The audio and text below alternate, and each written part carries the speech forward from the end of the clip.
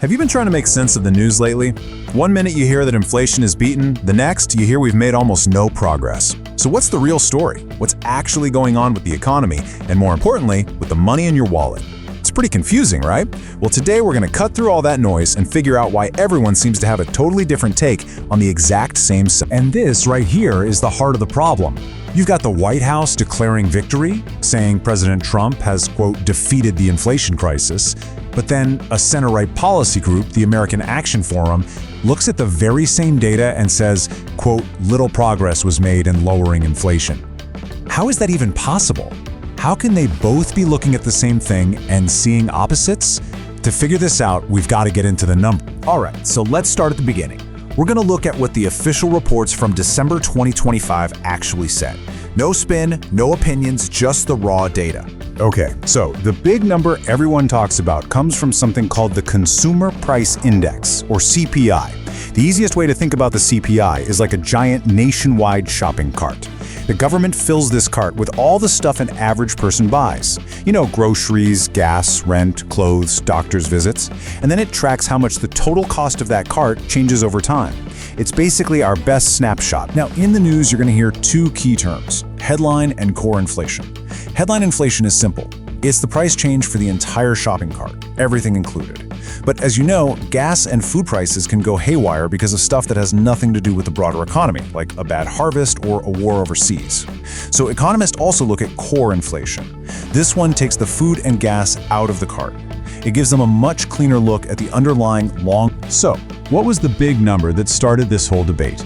For the full year ending in December 2025, the headline inflation rate, that's the whole shopping cart, was 2.7%. All that means is that, on average, the stuff we buy costs 2.7% more than it did a year. Now, 2.7% might not sound like a huge victory, but you have to look at where we've been.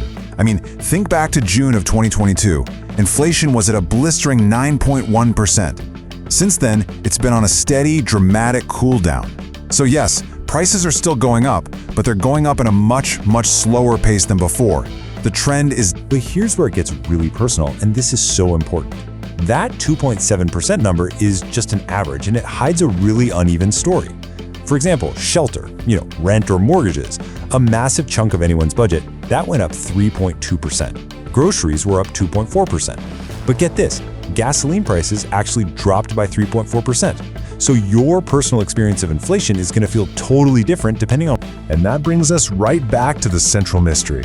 We've seen the facts. Now let's dive into how two different groups can look at these exact same numbers and tell two completely different stories about what they mean. So, let's start with case number one, the optimistic take from the White House. They're looking at that big downward trend we just saw, and they're making a really bold claim. They're saying their policies have worked and the inflation crisis is over. And here's the evidence they're pointing to. First, core inflation came in lower than most experts were predicting. That's a good sign. But the biggest point for them is that wages are finally growing faster than prices. They're projecting that the average worker in the private sector is on track for a real after-inflation pay bump of about $1,100. And for blue-collar workers, it's even better, about $1,300. In their story, your paycheck is... Okay, but then you have the counter-argument. The American Action Forum looks at that exact same wage data, and they see something totally different. They see a warning sign. They're saying, yeah, okay, real wages are going up, but the rate of that growth has slowed down a lot since the start of the year. And to them, that slowdown is exactly why you see so many people in polls saying they're worried about it. So their case goes like this. Inflation has basically been stuck in place for most of the year. And that slowdown in how fast your paycheck is growing is the real story. For them, this affordability problem isn't about one specific price. It's that feeling that everything is still getting more expensive, just a little too fast for your wages to really get ahead. And they point a finger at one specific policy as a big part of the problem. Since tariffs came up in both arguments, let's zoom in on that.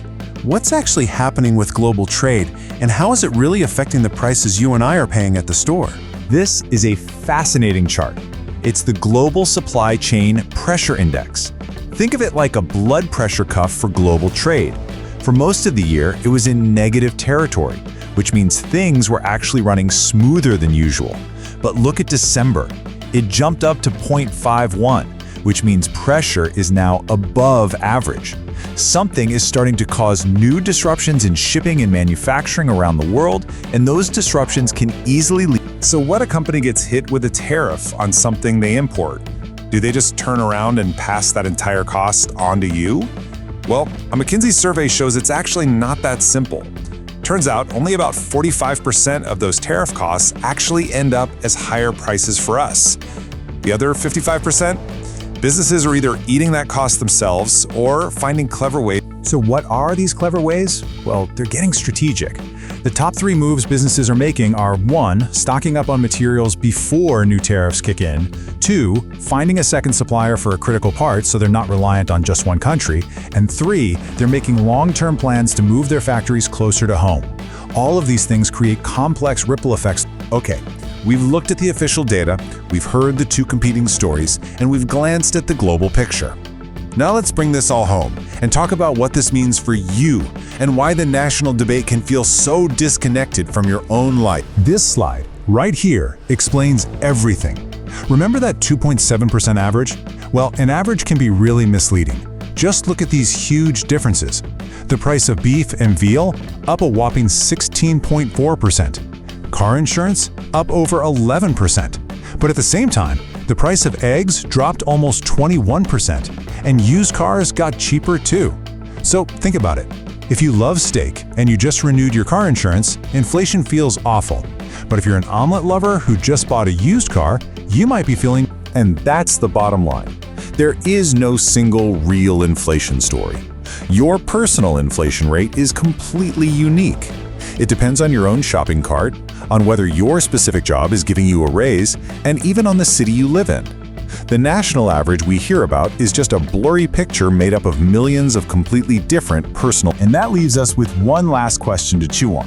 When the official economic numbers say one thing, but your gut and your bank account tell you something else, which one is telling the truer story? Is the truth hidden in the spreadsheets, or is it in that feeling of whether things feel affordable or not? Something to think about the next time you see one of those